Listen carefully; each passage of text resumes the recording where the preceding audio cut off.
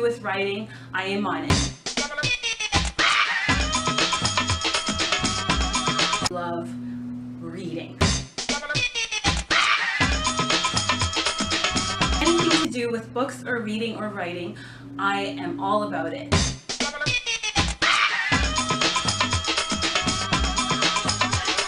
There are more opportunities than ever before for people to read great content and for people to write great content.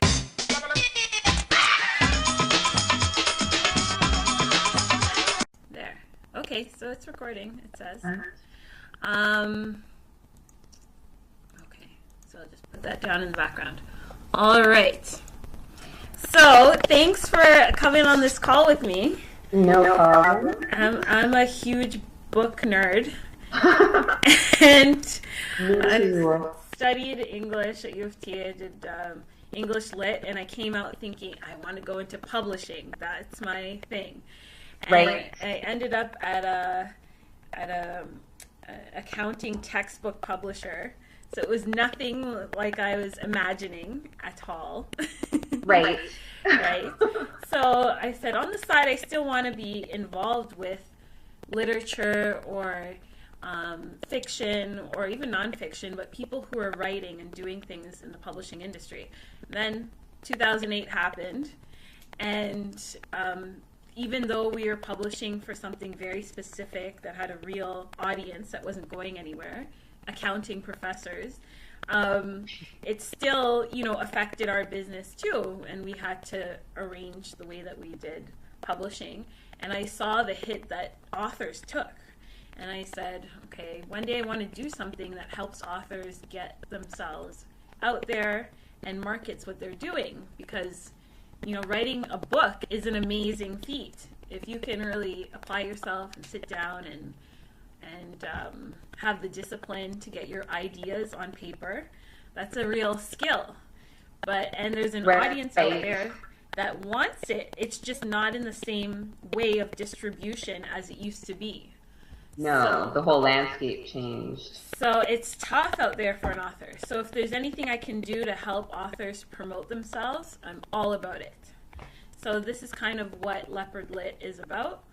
And I'm glad to see you're my first interview, and hopefully I can continue on as a series of interviews with local authors. Okay, cool. Okay, so tell me about you, Sandra. Okay. So right now I'm a life coach. I do speaking gigs, and I have the book. I started Embrace Your Destiny, my coaching practice, at the end of 2009. And before that, I was working in the nonprofit sector. So I spent about 10 or over 10 years in the nonprofit sector. So for me, I knew like my people was sort of where I wanted to be. And the avenue for me to do it at that time was working for a nonprofit. And I just love the culture of nonprofit because it's so different from working in a corporate environment. So I had done corporate my first job out of university, and had to there was a strict dress code, and you had to wear a suit, you couldn't wear sandals, like all of that kind of stuff, right? And then when I went back to school to do my MBA, I ended up getting a part-time job at a nonprofit while I was doing and it changed my life because it was just such a different culture and such a different way of doing things, and to know that you weren't just working to work, right? You weren't just producing a widget or pushing paper, but there was actually that fulfillment to it, that you were helping somebody in some way, was just really shifted my whole perspective on what a career could be. And how did you come from corporate Sandra to your nonprofit Sandra to I want to write a book Sandra? It started with the death of my father, because my dad passed away in 2004. Oh, sorry to hear that. And it was the event that really rocked my world. You know what I mean? Because I still say that I am a daddy's girl. You know what I mean? And he was everything to me. And I'm an only child, so I didn't even have siblings to help in the grieving process, and family issues came up, you know, like the things that happen when you lose somebody in your family. And through that, because I didn't feel like I had the coping mechanisms, because, you know, nobody teaches you how to deal with death, you know, how to grieve and how to move on from that. And I actually went to a therapist. And in that, they suggested I go on antidepressants because they were like, well, clearly you're depressed. And I was like, well, yes. Yeah, depressing situation. Yeah, but it's not a chemical imbalance. You know what I mean? So, and I knew because I was in such a vulnerable place that if there was ever going to be a time in my life where I was going to become dependent on other things to get me through, then that would be the time. So I wasn't gung-ho about taking the antidepressants. I actually stopped going to the therapist as soon as she mentioned it because I was just not interested in any way to go that route. And it was that decision that really, because then it was, well, if I'm not going to take antidepressants and I'm not going to continue to go to the therapist, then how am I going to deal with all these emotions and everything that I was feeling? And because, much like you, I am a book nerd. I went, so somebody introduced me to the movie The Secret. I watched The Secret and had more questions than answers.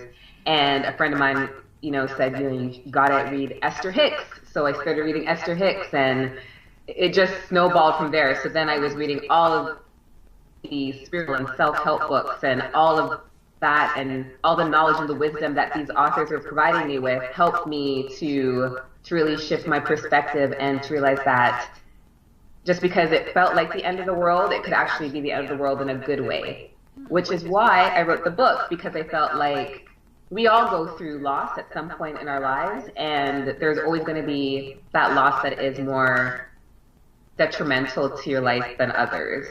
And so to know that when you're experiencing that loss, when you're feeling those depressing feelings, when you're feeling that that isolation, that you're not alone in that it's all part of the process. And so that's why I wrote the book, was to really share my experiences and to just really look at the steps that I had taken to get me where I am today, which is nowhere close to the person I was even before my father passed away. Why do you think it is that psychologists or psychiatrists are willing or ready to prescribe medication to people who are not chemically imbalanced but are just having a depressing moment in their lives? It's the outside circumstances that are causing, you know, understandable depression. Why would they want to prescribe a medication for that? I think it's because we live in a society now of instant gratification.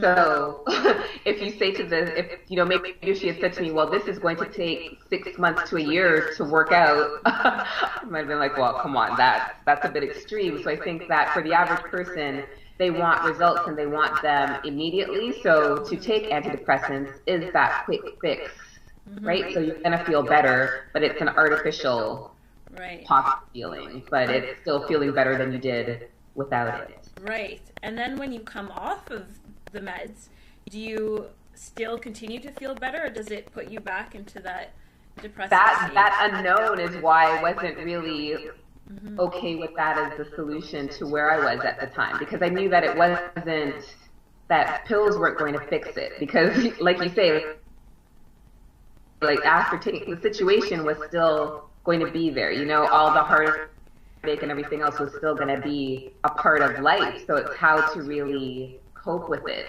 That's what I was looking for, was really the tools to get me through it, not the quick fix. So when you did your inner discovery on, you know, what tools you should use to not get over but deal with the depression that you were going through, what tools what was the first thing that you found was really helpful for you? I think for me, because in hindsight, what I realized is that my father's death sort of ripped the Band-Aid off a whole bunch of stuff that I was pretending that was okay, but wasn't okay just because life was, you know what I mean? Like life was comfortable. And so there was no need to look at some of these issues that were sort of bubbling under the surface. And then when my father passed away, it was like, okay, now there's that person there telling me that I'm great even when I doubt it. There's that person that makes me feel that sense of unconditional love anymore. So then all of the doubts that were always percolating back there had come to the surface. And so for me, it was really understanding where my weaknesses were, where my, like the lack of self-esteem and self-confidence, the constant need to please everybody else in my life without really thinking about what I wanted for my own life. Like all of that just came to the surface because my dad died. Because now, at the time when he passed, it was almost like I was ready to cash in my chips, if it makes any sense. So all of the favors that I had done for all my friends, all the good that I had done for other people, because I was in such a low spot in my life, I was now kind of like, okay, give it to me now. You know what I mean? Like now I'm the one in need, and I need you guys to be there for me, which there was no contract. Nobody signed up for that. Do you know what I mean? Like, yes. It wasn't like it was a conscious agreement that I'm going to do this for you, knowing that if I ever need you, you're going to repay me. Like that's not what it was. And so when I didn't get what I had to get, then it just made me feel worse about things. So it was really just understanding that I had to be there for myself, but not in a victim way, but in a, I am strong enough to deal with these things, and I can't rely on other people to do things for me that I am not capable or willing to do for myself. Right. So it sounds like that inner strength, you really have to somehow, tap into where your strength is from inside. Inside. And then to realize that, you do have the ability to get through these things, and you've gotten through them in the past, but you just haven't really been conscious of it, right? Because we all go through, whether it was a breakup in high school, you always have like these things that you feel are the end of the world, and yet we survive them. And it's just really putting those kinds of things into perspective. And so for me, the big thing was just really being able to have a relationship with myself, because I don't think I had ever really thought about that before. Now, do you think this is a problem only for women, or do men have a lot of this problem too? I think that men suffer from the self-esteem issues and things like that as well. It just doesn't manifest in the same way, right? So a lot of times when you meet a guy and they're overly cocky and sure of themselves, a lot of times which like most are. But it's because they're trying to mask their own insecurities, right? So they doubt it themselves, so they're trying to convince you that this is who they are. Whereas for women, most of the time, when we lack that self-esteem and self-confidence, we tend to just, shrivel up and hide in the background. We don't play big at all, right? So it's the complete opposite. Wow. So what principles did you put in your book that would really, help somebody who's struggling at the very moment that where you decided, okay, I'm not going to this psychologist anymore. I'm going to find a way to deal with it. What's in that book that would help you on that day? So there's stuff in there about the importance of self-love, and it talks about taking responsibility for your actions, because I think once we realize that where we are today is based on seeds we've been planting, and it's not that it's a stroke of bad luck or anybody's conspiring against you, but we're creating our future every day. And so if you're not happy with the life you're living, that's a reflection of the things you've done. There's no one else to blame for your unhappiness but yourself. And I think that understanding alone has been so huge, is that nobody's making you feel bad. No one's making you feel unworthy. That's all coming from you. And so once you realize that, then you can focus on doing the inner work to really create the life that you want. You know what I mean? And stop the whole self-doubt and not feeling sure and, overthinking things, like all of those things are things that I talk about in the book. And I think some of the big lessons that I talk about in there are, the ability to forgive. right? Because forgiveness is such a huge thing. Huge. And, you know, I hold a grudge, and I will hold it when I'm ready for a long time, years, if possible. And the thing is that, you know, it's okay to forgive, but that doesn't mean you have to forget. Right. Right? And for me, that took a lot to understand. Because for me, for a long time, if I was forgiving you, then it meant that I had to pretend it never happened, which is impossible. And it's really just about understanding that you can forgive, and that doesn't condone the things that they've done. But it also doesn't mean that because you forgive, you leave yourself vulnerable to allowing those people to do the same things to you again.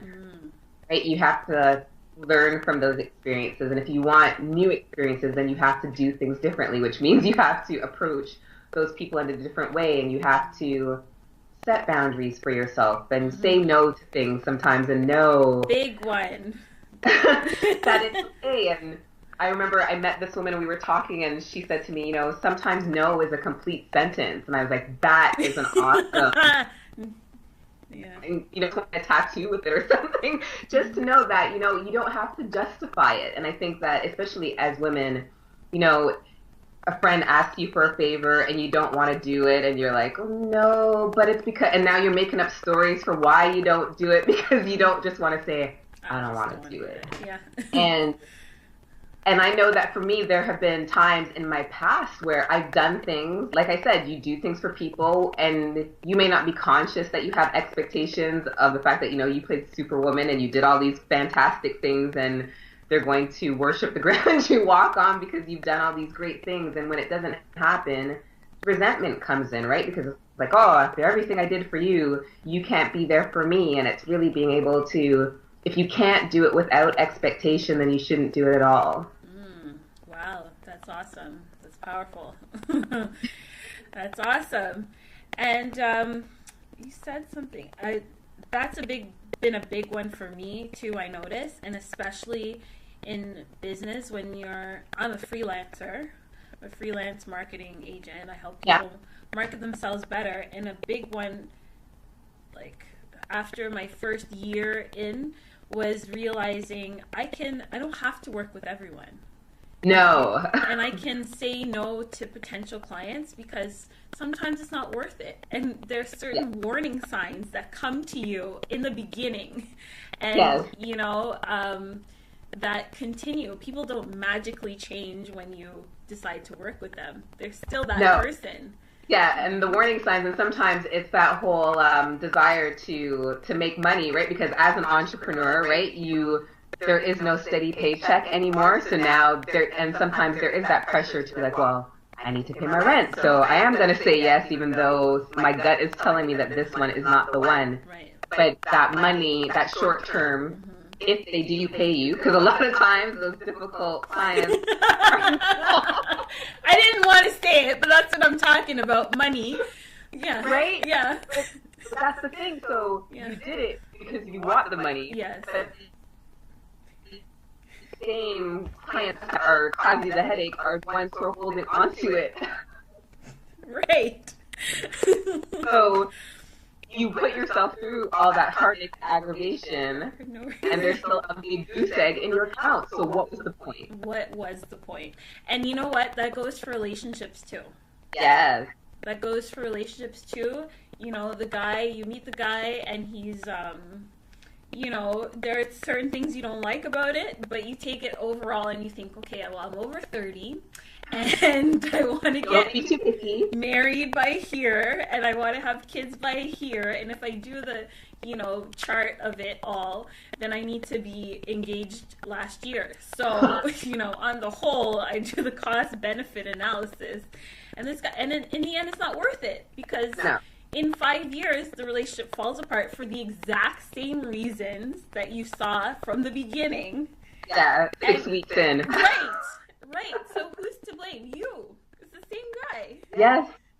So, but, you know, like you meet the people who, you know, their job sucks. They're never happy in their relationship. And it's always about everybody else. But for me, and so sometimes when I have clients who have that issue, it's like, well, hang on a second. What's the common denominator here in your job, in your relationships, in your issues with your family? The only common denominator is you. Right. So is it that you, okay, so if you are attracting all these crazy people into your life, that still says something about what energy you're putting out there. Right. And it could be that you're the crazy one. Right. Because you have your own issues and you haven't dealt with them. So now every relationship that you're in, whether it's work, friend, or whatever, you're repeating these lessons because you still haven't learned that where you need to adjust or tweak in order to not have those same encounters again. Exactly. So, okay. So you and I have both seen it of people in the world, women especially. I know women because they're my friends, right? I hang out with a lot of women. And this is something they do, and I've even recognized in myself years after the fact of, okay, I was in this cycle for a time, and then at some point, you know, my mindset changed, and therefore my life changed. Yeah. So what do you do as a coach, or what do you recommend that people do to get out of the cycle? So they've recognized now, yeah, everybody in my life is crazy, and I don't like it, but what do they do? What's the next step? The next step is to really identify where those, like what it is that's causing those repeated cycles, right? And a lot of times it comes down to our belief system, right? And so you have beliefs that have, you know, your parents passed down to you, right? And you don't question it because mom and dad said that this is the way things are. So you take it as the truth and you go into the world with that belief. And there are some beliefs, like especially around money and things like that, that aren't serving us, right? Like the whole, you know, money doesn't grow on trees and money's hard to get by and you have to like work hard to get, like all of these things, they don't serve us, but you can let go of them. You can reprogram your mind to think in a different way. And that's the only way that you're going to really have long-term enduring change in your life, is when you can really shift that mindset and rewire the way your mind thinks about certain things, right? You know, when you have the fear of dying alone, right? And so now there's that desperation to be in a relationship, and now you're taking Tom, Dick, and Harry out on dates and doing all these things, and because you don't want to be alone, because now all your friends are getting married and all the rest of it. But if you go into these dates and these relationships going, you know what, if it doesn't work out, I'm going to be good because I'm in love with my own damn self and it's going to be all right. Then things start to change. And so now the men that you meet, if they really want to be with you, they're going to work hard because now they have to impress you to show you why they should be a part of your life, because you're no longer seething of desperation. Right. Exactly. Right? So it's really about, really a mindset and really believing that you deserve better and that you can get it, that it's not that, you know, your goals and aspirations just aren't things that you stick on a vision board and look at for the next 20 years, but you can actually make them a reality. And it's okay to dream big and want big things for your life. And it's not selfish or it's not arrogant or conceited to want better and bigger for your life, that it's okay. And also, we need to take the sting out of those words, because when a man does it or a wealthy person does it, we don't look at them and say, well, it's so terrible that they're conceited. I'm sure they would rather have no money and not be conceited at all. No, they wouldn't. No. Right? And even the whole idea of money is the root of all evil. You can do good things with money. And I'm a big Wayne Dyer fan. And he talked about the fact that money is a magnifier of who you already are. So if you are an idiot, right? If you're a jerk and you get lots of money, then it's just going to make you a bigger jerk, right? You can do bigger things with that money now, right? But if you're a good person, if you're a loving person, if you are a caring person, you're just going to be able to do more of that with your money. So I think that we have to really, self-awareness is the key, right? Because once you know who you are, then you know where you can go, you know what you're capable of, you know what you deserve and what you want. So how does one embrace your destiny? What does that mean to you? To me, it was just really letting go of the idea of living my life for other people, whether it was pleasing my parents or my friend. Like, it was just that none of that matters anymore. If I'm not happy, then it doesn't make sense. And so for me, it was almost giving myself permission to be selfish. Do you know what I mean? Like, I got to do me because I can't leave that to anybody else to do. And I think that that was the big lesson when my dad passed away, is that I can't wait for somebody to rescue me. I need to be able to have my cape stored in the back, that if I need to get it out, I'm going to do it. So why embrace your destiny? Why did you pick that? I don't know if that picked up on it or not, but just go over it quickly. Again, okay. In case. So embracing your destiny is really about... Shoot. Sorry. It's about really finding your calling, finding your path, and pursuing it. Not allowing other people to dictate where your future is going to carry you. Mm-hmm. And where can people pick up the book? On Amazon and where else? Amazon, Barnes & Noble, Chapters, Indigo. Indigo. And you said locally? Oh, Knowledge Bookstore as well, locally. Knowledge Bookstore in Brampton, right? In Brampton, yes. Brampton. Right. And then, what was my third question for you? Books? Was it other books? Yeah, other books. Books in your future? Are you writing? Are you working on anything? I'm working on a book, yes, now. Yes. And it's more of a how-to on how to achieve your goals and really make them happen. Nice. And if people want to, beyond books, they love reading what you've written, they want to actually talk to you in person and get your expertise as a coach, where do they find you? www.embraceyourdestiny.ca. Nice. And what are the cards behind you, or the writing on the wall? What do you have there? Looks cool. Okay, so there are 2 affirmation cards. Okay. It's funny, so I'll tell you a quick story before I tell you what they say on the wall. Okay. When I first started trying to feel better about myself, Louise Hay talks about affirmations all the time. So I became a real affirmations junkie. So 5 years ago, this whole wall would have been covered with sticky notes and stuff. They were in the bathroom, they were in the bedroom. It was almost like wallpaper. And I think I started doing it when my boyfriend was in India somewhere or something. And so he came back and he's like, what the hell is going on? She's come undone. Yeah, exactly. And so the bathroom ones didn't last very long because, hot showers and everything. But then I started writing in dry erase marker, which really made him think that I had gone off deep. I had to actually show him that it would rub off because he's like, what is wrong with you? But anyway, affirmations are great. And even though he used to tease me about them and read them out loud to himself and kind of giggle, because he's an entrepreneur as well, and he, we all go through struggles and everything. Yes. So sometimes we'd have conversations and then he'd actually recite some of them. Wow, good. That's good. So it works even when they're not up there for you. Yes. So I'm thinking that maybe I'll do some on, the joys of laundry and wash. And see how that works.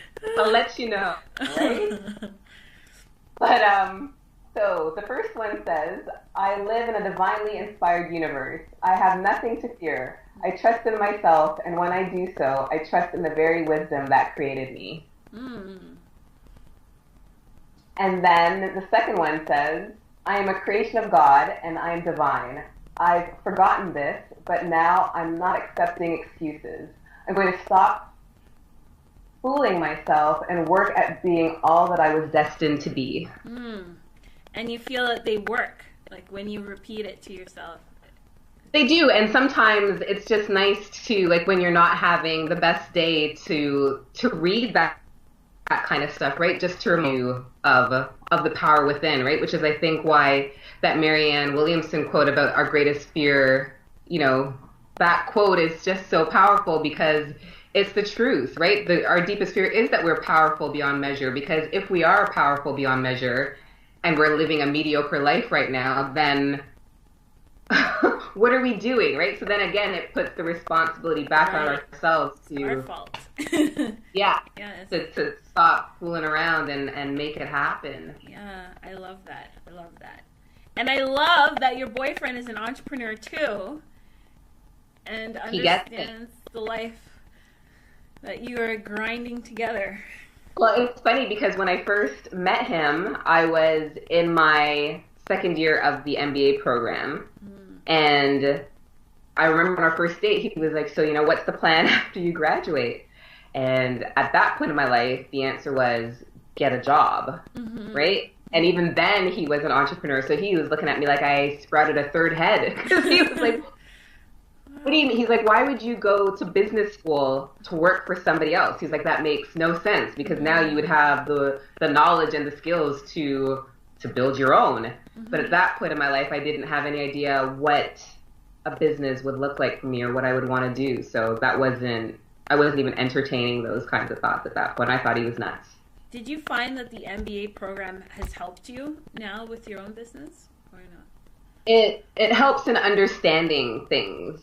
And it's funny because in the program, they say that if you want to sort of stop the entrepreneurial flame within you, that getting your MBA is the best way to do it because it teaches you about analyzing things. And so you can actually overanalyze and talk yourself out of doing things because you start thinking about all the things that could go wrong, right? But it's about using that knowledge and not, because the thing is that if you're looking for excuses, you're always going to find them. And so whether you've got an MBA or whatever, if you're looking for a reason not to do it, you'll find it. So it's about not really, if you're really feeling called to do something, not really paying attention to that or being conscious that those things exist, but not allowing that to stop you. Wow, that's amazing. That's a statement right there about everything in life. You could talk yourself out of it if you think about it too long.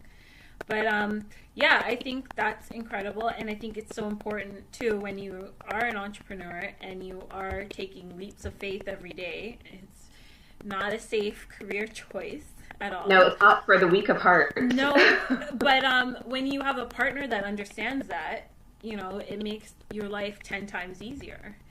And yes, I'm very glad my boyfriend understands my life too. He has, the 9-to-5 job, but he has been an entrepreneur. So he's, my biggest cheerleader and understands the struggle. And when I'm up late at night, he's up late at night with me too, working. I'll work and he'll just sit next to me and do his own thing. So thank you so much for this interview. It was awesome. What else should I know? What else should you know? About Embrace Your Destiny, the book. Audiobook is coming. Because so Sam, my boyfriend, is he owns an independent record label and studio in Brampton. Okay, nice. So when I finished writing the book, he brought it to me. He asked me when I was going to do the audiobook, and I hadn't even really thought about it, but why wouldn't I do the audiobook when I have access to a studio to do the audiobook? Right. So I recorded it all and just waiting for him to master it. I don't think it needs to be mixed because I'm not singing, but just clean it up a little bit, and that'll be ready hopefully this year. Okay, cool. So for the people who just want to listen to me in their car or whatever, they can listen that way too. And they're doing their dishes and the laundry. The laundry, yeah. Listen to it in your ears right here. Yeah. Awesome. That's incredible. Thank you so much for tonight. You are the first. You are so brave, and I love how you really you're out there to market yourself, and it makes a difference. Yeah, because especially if you're gonna self-publish, you have to be willing to be your own biggest cheerleader and put yourself out there and be okay with that. Because if otherwise you might as well try and do it the traditional publishing way and have somebody market it for you. Prepared to do the work. Prepared to do the work. Well, thanks, Sandra. I hope you have a great evening. I hope to run into you one of these days or see you. Yeah, we have to meet face to face. We have to meet for a coffee one of these days in the neighborhood. Sure. Yeah. I'll see you around. Cool. Rockwood. Yes.